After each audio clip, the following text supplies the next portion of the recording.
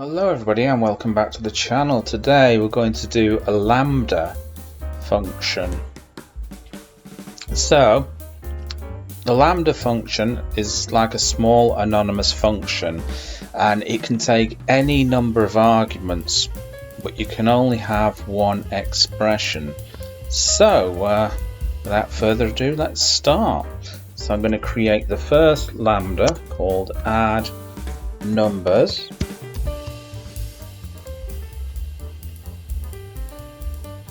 And I'm going to call this numbers is equal to lambda, and I'm going to call that a. Okay, I'm going to say a plus 20. Okay, and I'm going to print numbers here, and I'm going to put 10, so it's going to add that together. Okay, so let's just call that add numbers. Let's just save this and let's just run this, shall we?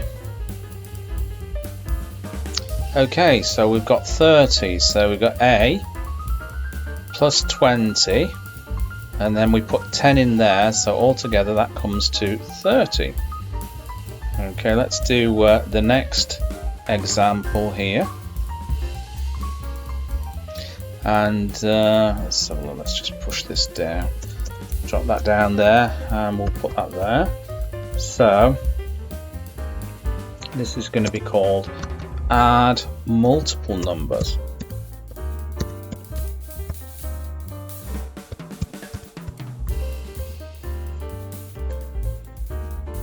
Okay, so again we're going to call it numbers is equal to lambda.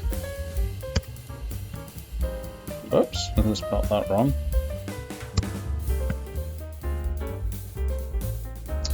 Okay, we're going to do a, b,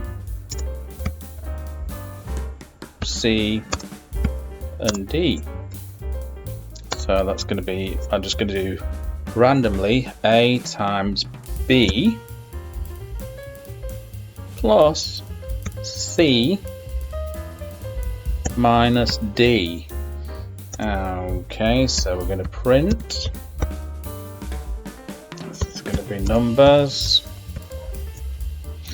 and let's have a look. So we got 1, 2, 3, 4, so you're going to have to type in 4 numbers. So I'm going to put 100.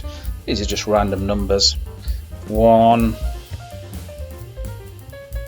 3, let's say 99. Okay, now all we need to do is just call that add multiple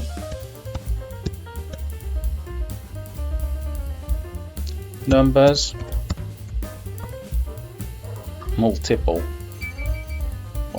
numbers there.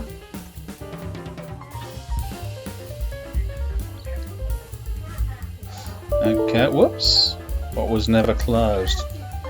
That was never closed.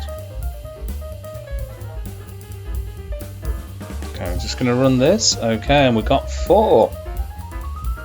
Okay, I hope you enjoyed that, and I will catch you in another video. Sorry about the background noise. Remember to like, subscribe and comment. Bye-bye.